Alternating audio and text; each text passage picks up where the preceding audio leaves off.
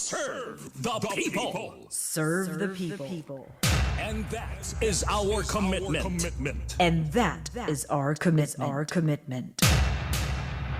We are True FM. Inyo ho bang naaalala ang dalawang hypercar na minsan nang tumawag sa atensyon ng publiko? Dahil nga ito'y pagala-gala sa Metro Manila at talaga namang takaw pansin sa ganda at gara ng forma. Hindi ho ba't de-escort pa nga ang mga Bugatti na ito habang bumabiyahe?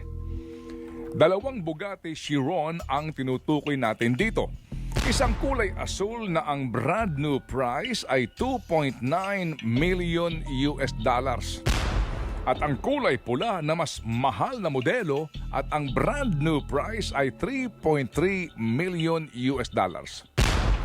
Sa kasalukuyan pong palitan ng piso at US dollar, 171.1 million pesos at 194.7 million pesos ang halaga nito. At dahil nga po sa umabot na sa Senado ang balita sa pag-alagalang hypercars na ito, nalantad ang katotohanan na ang mga ito'y smuggled at ang mga plaka at rehistro ay questionable. Nag-alok nga po ng pabuya ang Bureau of Customs sa sino mang makapagtuturo kung nasaan ang dalawang Bugatti. At dahil ipit na, nagkusa na lang umano ang dalawang may-ari ng hypercars na isuko ang mga magagarang kotse sa Bureau of Customs. Kinuha sa garahe ang naturang mga hypercar noong Pebrero ng 2024. Isinuko ang mga smuggled na kotse pero walang sumuko na smuggler. Kumpiska ang smuggled na mga kotse pero walang nahuling smuggler. At gaya nga po ng dati, nangako ng investigasyon ang Bureau of Customs at maging ang Senado. Panay po ang tawag ng aming programa sa Bureau of Customs para nga humingi ng balita sa kanila pong ginagawang investigasyon na minsan, mga kapatid, ay lagi pong laman ng balita, mga investigasyon, pero ni minsan din ay hindi sila nagpaunlak ng panayam sa amin. Lumipas ang panahon at lumamig ang balita. Pero nito lamang November 14, naglabas ng anunsyo ang Bureau of Customs sa subasta o auction para sa dalawang Bugatti. November 18, alas 10 ng umaga, ang sinasabing auction. Ang floor price o dapat na pinakamaba sa pula na Bugatti Chiron Sport 2019 model ay 334,238,820 pesos lang naman. Habang sa asul na Bugatti Chiron 2017 model ay 312,390,878 pesos lang naman. At tanging car dealers lamang ang kwalipikado sa auction at kinakailangan na magbayad po ng cash bond na higit sa 15 milyong piso ang mga lalahok. Sa sobrang mahal ng floor price, sa mga kotseng itinuturing ng segunda mano at hindi na nga po bagong modelo at laki ng babayarang cash bond, inaasahan ng walang kakagat sa auction na ito. At yun nga po ang nangyari. Naglabas ng anunsyo ang Bureau of Customs na pumalya ang auction dahil sa kawalan po ng interested bidders. Sa panuntunan po ng Bureau of Customs, kailangan po ng dalawang palyadong subasta bago ito humantong sa tinatawag na negotiated sale. Ang subasta po noong November 18 ay pangalawa na, ayon sa Customs. Bagamat wala ho tayong nabalitaan na nangyari na nga ang unang auction at ito'y itinuturing ng isang failed auction. Sa bandang huli, ang kagawaran po ng pananalapi o Finance Department ang siyang mag-aaproba sa sinasabing negotiated sale ng Bureau of Customs sa mga Bugatti na ito. Ibinebenta na po ang mga isinukong smuggled na mamahaling kotse pero wala pa ring balita kung sino nga ang mga smuggler. Ang mga kasabwat nito sa Bureau of Customs at maging sa Land Transportation Office kung saan nga nairehistro ang mga ito.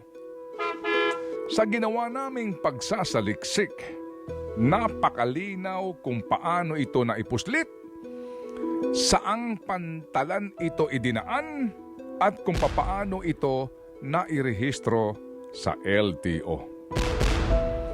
Frebel Import and Export Corporation ang deklaradong importer ng Bugatti. Sila din ang nagproseso sa pagpaparehistro sa LTO gamit ang 2 Certificate of Payment mula sa Bureau of Customs. Ang Certificate of Payment ang nagpapatunay na legal ang importasyon at nagbayad ng karampatang buwis para sa imported motor vehicles. Ang nakapirma sa Certificates of Payment ng mga Bugatti ay isang Harold Agama, Deputy Collector of Customs sa Port of Batangas, at isang Rosario de Leon, Customs Examiner. Sa 2 Certificate of Payment na inisyu ng Bureau of Customs sa Prevel, may nakalagay na kaukulang entry number. At ayon sa aming nakalap na impormasyon, ang Certificates of Payment ng 2 hypercars na ito ay naglalaman ng mga impormasyon na galing sa legal na importasyon ng mga motorsiklo.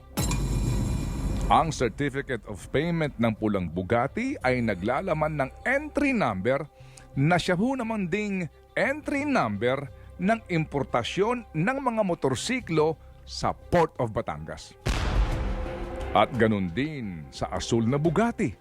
Ang entry number sa Certificate of Payment nito ay galing sa Certificate of Payment ng importasyon ng mga motorsiklo sa Port of Batangas din.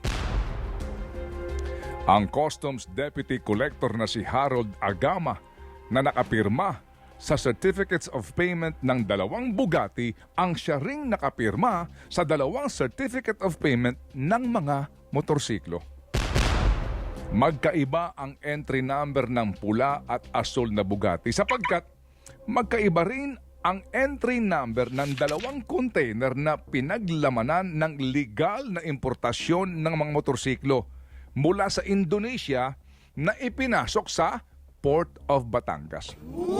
Bagamat ang Certificates of Payment na ginamit sa pagpaparehistro ng hypercars ay mula umano sa Port of Batangas, ang mga serial number nito ay naka-issue hindi doon sa Port of Batangas kundi sa ibang port o pantalan.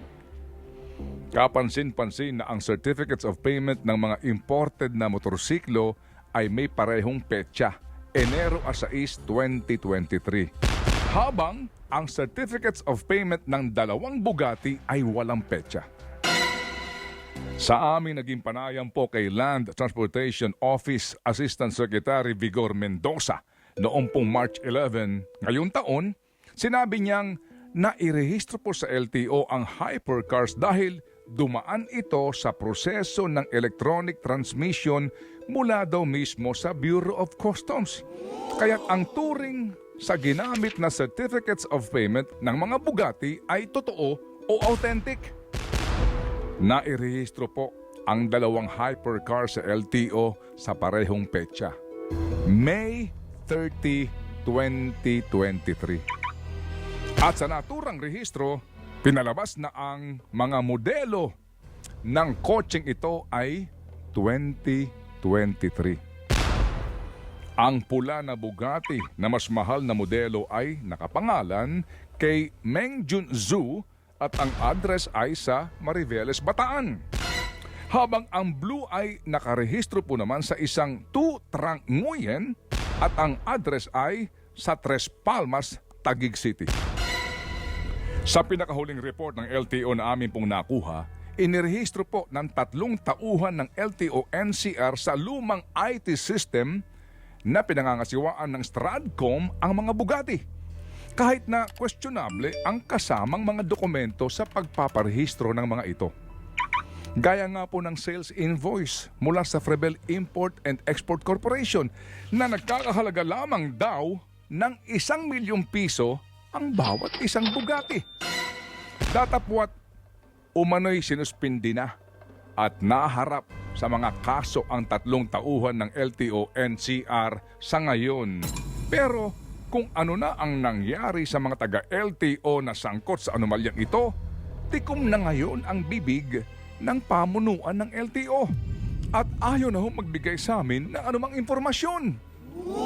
Habang ang Bureau of Customs naman sa gitna po ng aming paulit-ulit na pakiusap para ho sa isang panayam ay paulit-ulit ding tumatanggi. Nito lamang po March 11, 2024, lumabas po ang Customs Personnel Order kung saan si Harold S. Agama ay inilipat mula sa Port of Batangas patungo sa pagiging Deputy Collector for Assessment sa NAIA Customs. Amin pong pinipilit na kuhunan po ng pahayag si Ginoong Agama. Ngunit hanggang sa kasalukuyan, wala siyang tugon sa aming imbitasyon sa isang interview. Amin din pong kinukuha ang panig ni Customs Examiner Rosario de Leon na hanggang ngayon po'y nasa Port of Batangas pa rin. Pero wala pa rin pong tugon sa amin pong invitation for an interview. At maging si former Port of Batangas District Collector Attorney Maria Rhea Gregorio na ngayon ay nasa opisina po naman ni Customs Commissioner Bienvenido Rubio ay amin ding hinahagilap para ho sana makuha ang kanilang panig. March 6 po naman, 2024. Naghain ng resolusyon sa Senado si Senador Sherwin Gatchalian sa ika niya'y talamak na smuggling ng luxury cars. Pero anyari, ni isang pagdinig ay walang ipinatawag. Ang kasong ito ng mga mamahaling kotse ay isang halimbawa lamang sa talamak na sabwatan ng mga smuggler at mga kawani ng Bureau of Customs. Sabwatan na patuloy pong nangyayari sapagkat malinaw din ang takipan. Klaro na ang lahat ng mga pangyayari at mayroon pang kaukulang dokumento. Klaro na po ang mga ebidensya. Madali nang matutumbok kung sino-sino ang nagkuntsabahan. Kuntsabahan. Sa Bugatti pa lang ito, ha?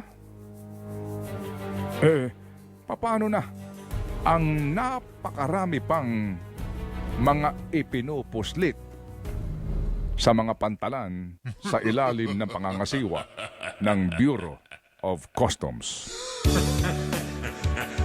Think about it.